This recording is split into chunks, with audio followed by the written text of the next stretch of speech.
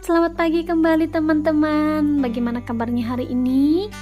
Bu Enti berharap teman-teman selalu dalam keadaan sehat, terus selalu semangat dan makin semangat dalam pembelajaran dalam proses daring ini. Nah teman-teman, sebelum kita mulaikan kelas hari ini dalam pembelajaran agama Kristen, Bu Enti akan terlebih dahulu memimpin kita di dalam doa. Mari silakan ambil sikap berdoa. Kita akan berdoa bersama-sama. Selamat pagi Allah Bapa, selamat pagi Roh Kudus, selamat pagi Tuhan Yesus, Allah yang kami kenal, yang telah menolong kami, memampukan kami dalam menikmati malam yang sudah kami lewati. Pagi ini Tuhan, kami akan memulaikan kelas kami. Tuhan tolong kami, Tuhan anugerahkan kami hikmat, akal budi, sehingga kami bisa mengerti apa yang kami pelajari. Di dalam nama Tuhan kami Yesus Kristus kami berdoa. Amin. Hari ini kita akan melanjutkan materi kita ya, di dalam materi pokok yaitu Allah sumber kekuatanku. Dalam pemaparan materi hari ini kita akan belajar dari seorang tokoh Alkitab yang bernama Nabi Mikha. Siapakah Nabi Mikha ini? Kita akan melihat dalam pemaparan materi berikut ini. Sebelum kita masuk dalam paparan materi, ada baiknya kita akan membaca dalam kitab Mikha pasal 1 ayat 1, dan kita akan lanjut nanti dalam pasal 7 ayat 7 sampai ayatnya yang ke-20. Mikha pasal 1 ayat 1, demikian firman Tuhan. Firman Tuhan yang datang kepada Mikha, orang Moreshet, pada zaman Yotam, Ahaz dan Hizkia, raja-raja Yehuda, yakni berkenaan dengan yang dilihatnya tentang Samaria dan Yerusalem. Kita lanjut di pasal yang ke-7 ayat 7 sampai 20. Demikian firman Tuhan, judul perikop pengharapan baru bagi Sion. Ayat 7, tetapi aku ini akan menunggu-nunggu Tuhan, aku mengharapkan Allah yang menyelamatkan aku, Allahku akan mendengarkan aku. Ayat 8, janganlah bersukacita atas aku, hai musuhku. Sekalipun aku jatuh, aku akan bangun pula. Sekalipun aku duduk dalam gelap, Tuhan akan menjadi terangku. Ayat 9, aku akan memikul kemarahan Tuhan, sebab aku telah berdosa kepadanya, sampai ia memperjuangkan perkaraku dan memberi keadilan kepadaku, membawa aku ke dalam terang, sehingga aku mengalami keadilannya. Ayat 10, musuhku akan melihatnya dan dengan malu ia akan menutupi mukanya. Dia yang berkata kepadaku, di mana Tuhan Allahmu? Mataku akan memandangi dia. Sekarang ia diinjak-injak seperti lumpur di jalan. Ayat 11, akan datang suatu hari bahwa pagar tembokmu akan dibangun kembali. Pada hari itulah perbatasanmu akan diperluas. Ayat 12, pada hari itu orang akan menghadap engkau dari Asyur sampai Mesir, dari Mesir sampai sungai Efrat, dari laut ke laut, dari gunung ke gunung. Ayat 13, tetapi bumi akan menjadi tandus oleh karena penduduknya sebagai akibat perbuatan mereka. Kita lanjut di ayat yang ke-14 sampai 20. Judul perikopnya doa minta tindakan dan belas kasihan Allah. Ayat 14, gembalakanlah umatmu dengan tongkatmu, kambing domba milikmu sendiri yang terpencil mendiami rimba di tengah-tengah kebun buah-buahan. Biarlah mereka makan rumput di Basan dan di Gilead, seperti pada zaman dahulu kala. Ayat 15, seperti pada waktu engkau keluar dari Mesir, perlihatkanlah kepada kami keajaiban-keajaiban. Ayat 16, biarlah bangsa-bangsa melihatnya dan merasa malu atas segala keperkasaan mereka biarlah mereka menutup mulutnya dengan tangan dan telinganya menjadi tuli. Ayat 17, biarlah mereka menjilat debu seperti ular, seperti binatang menjalar di bumi. Biarlah mereka keluar dengan gemetar dari kubunya dan datang kepada Tuhan Allah kami dengan gentar dan takut kepadamu. Ayat 18, siapakah Allah seperti Engkau yang mengampuni dosa dan yang memaafkan pelanggaran dari sisa-sisa miliknya sendiri, yang tidak bertahan dalam murkanya untuk seterusnya, melainkan berkenan kepada kasih setia. Ayat 19, biarlah Ia kembali menyayangi kita, menghapuskan kesalahan-kesalahan kita, dan melemparkan segala dosa kita ke dalam tubir-tubir laut. Ayat 20, kiranya Engkau menunjukkan setiamu kepada Yakub dan kasih-Mu kepada Abraham, seperti yang telah Kau janjikan dengan bersumpah kepada nenek moyang kami sejak zaman purba kala. Belajar dari Nabi Mikha. Kata marah dan sayang atau kasih adalah dua sisi yang seringkali membuat kita mengalami kebingungan. Tetapi dua kata ini juga seringkali membuat kita merasakan kekaguman atau takjub, khususnya ketika kita sebagai pribadi melihat begitu banyak kebaikan-kebaikan Tuhan di dalam kehidupan kita. Kita tahu bahwa Tuhan yang kita kenal itu adalah Tuhan yang membenci dosa. Kita juga tahu bahwa Tuhan itu selalu menjadi hakim yang benar. Mengapa kita bisa mengatakan Dia adalah hakim yang benar? Karena Dia adalah hakim yang memang menghukum orang yang berdosa.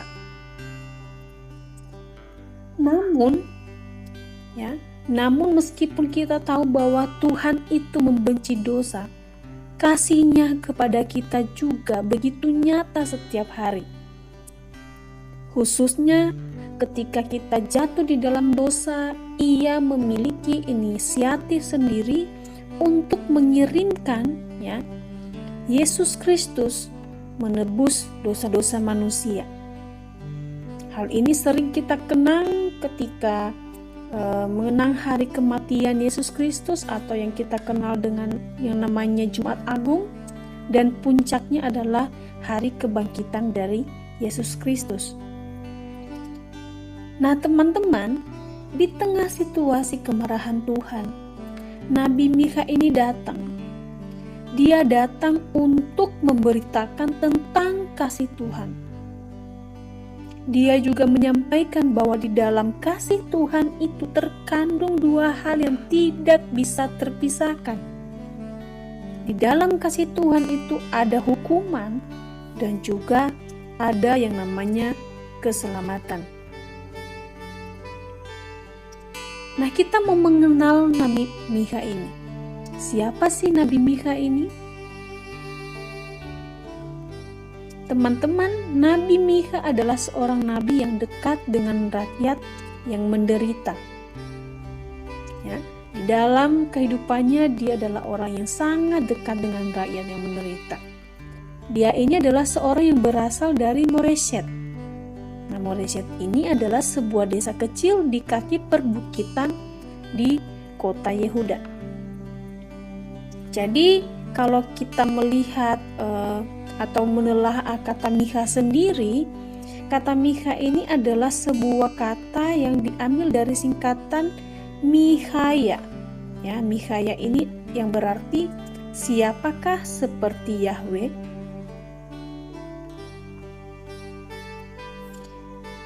Dalam kehidupan Nabi Mikha, dalam melakukan tugas yang Tuhan percayakan bagi dia, Mikha ini menentang yang namanya ketidakadilan.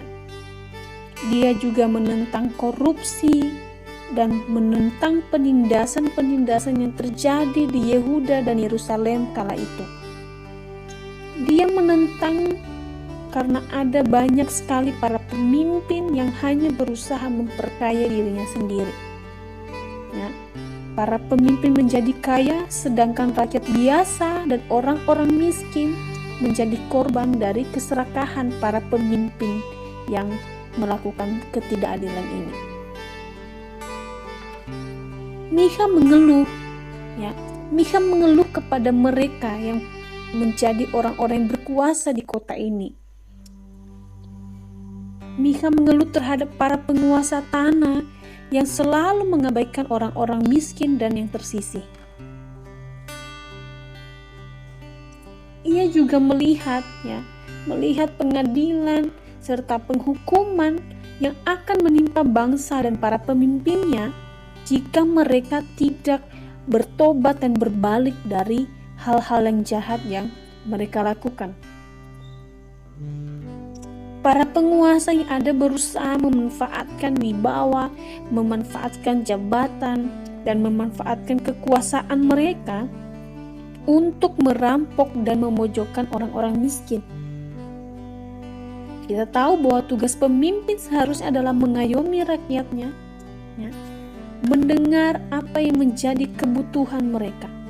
Tetapi sebaliknya yang terjadi dalam bagian ini adalah para pemimpin ini berusaha mencari keuntungan diri mereka sendiri dan menjadikan rakyat miskin atau rakyat yang menjadi korban dari keserakahan mereka. Nah, situasi ini akan menimbulkan murka Tuhan. Situasi yang dilakukan oleh para pemimpin ini sangat-sangat membuat Tuhan murka. Dan dari murka Tuhan ini pasti akan ada hukuman yang akan diberikan kepada mereka yang melakukan hal-hal yang tidak berkenan di mata Tuhan.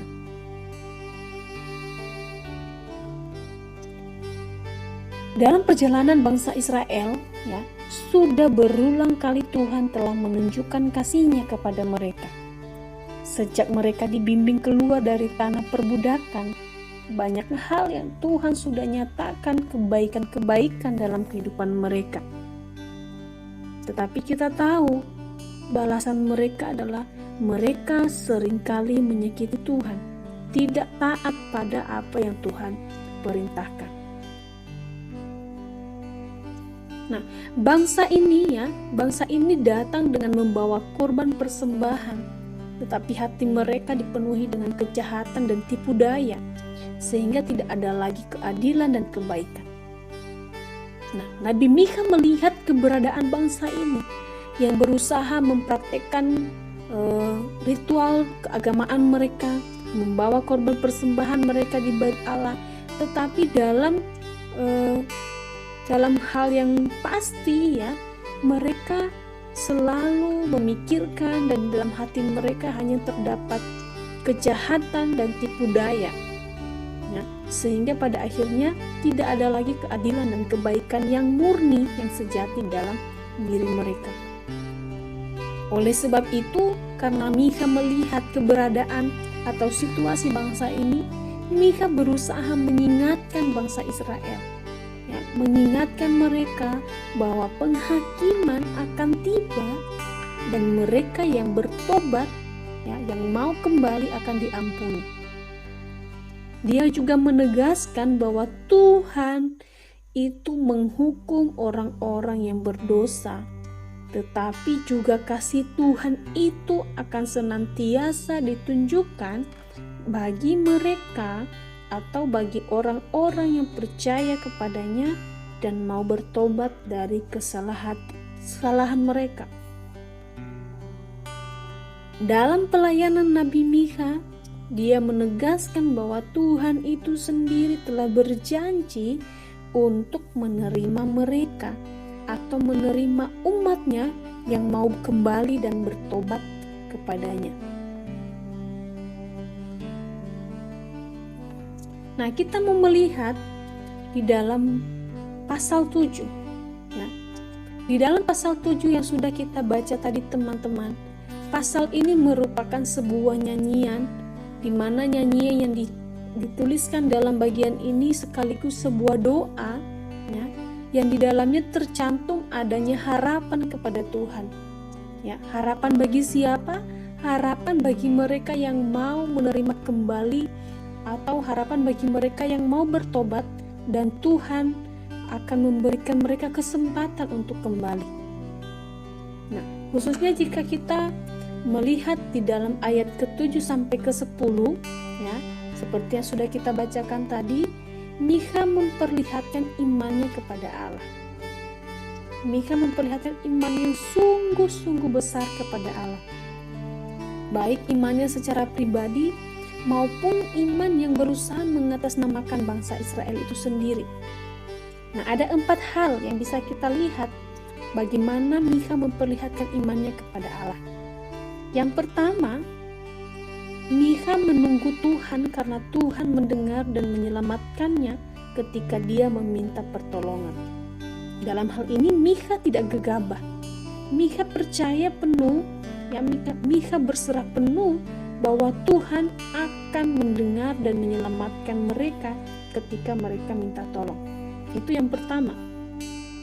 Yang kedua adalah Tuhan akan membawa umatnya melewati masa-masa berat. Nah, kenapa Mikha bisa menuliskan bagian ini? Karena dia sudah mendengar bagaimana Tuhan melakukan kebaikan-kebaikan bagi mereka. Mikha sudah mendengar cerita dari nenek moyang mereka, bagaimana Tuhan menolong bangsa Israel ini. Sehingga dia punya keyakinan yang kuat di dalam bagian ini. Yang ketiga adalah Israel harus bersabar dalam penghukuman karena Allah akan membawa mereka melewati masa-masa yang gelap. Ada sebuah harapan, ada sebuah kepercayaan dalam diri Mikha bahwa meskipun mereka harus mengalami yang namanya penghukuman, ya, Allah selalu berjanji bahwa mereka akan melewati masa-masa itu dengan pertolongan Tuhan. Dan yang terakhir adalah musuh-musuh mereka akan dihukum. Dan ini selalu nyata mereka alami.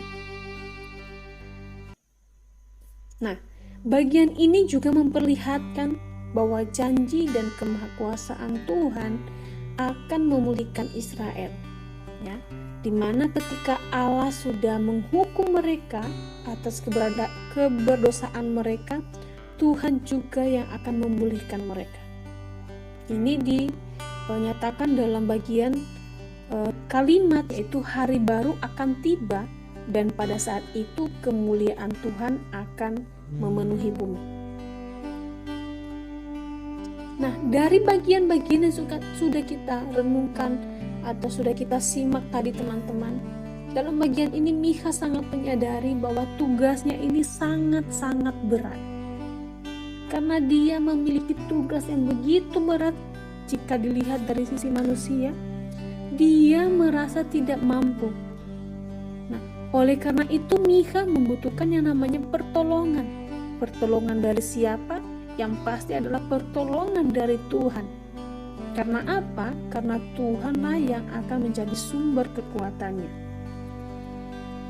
Nah, kisah Mikha ini mengingatkan kita bahwa kita ini adalah manusia yang lemah, kita adalah manusia yang berdosa, kita adalah manusia yang penuh dengan keterbatasan.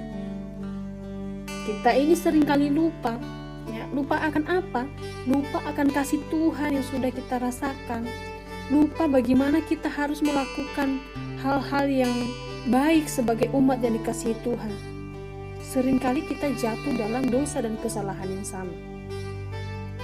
Nah, misalnya nih, contoh yang paling sering mungkin teman-teman pernah lakukan atau mungkin teman-teman pernah melihat, ya. Misalnya ketika kita sudah tahu bahwa menyontek itu adalah salah satu hal yang tidak berkenan di hati Tuhan. Kita sudah tahu, tetapi kita masih saja melakukannya. Dan ketika kita melihat ada teman yang menyontek pun kadang kita masih ragu untuk menegurnya. Kita juga seringkali merasa iri dan dengki dengan mereka yang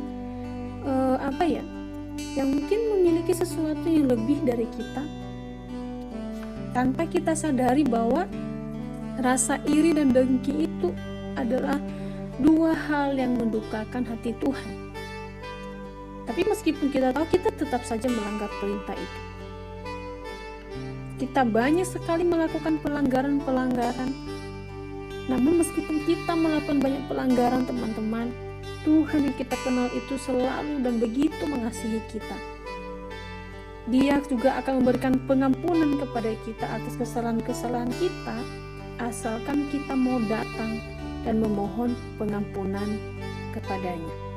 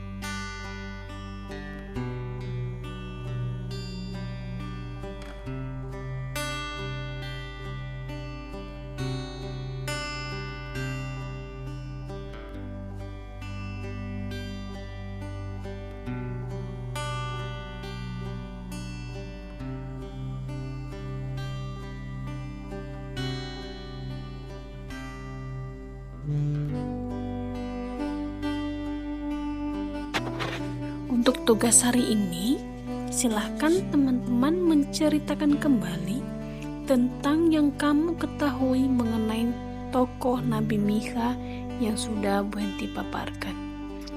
Apa saja yang kamu bisa melihat keterbatasan manusia di dalam kisah Nabi Mikha ini.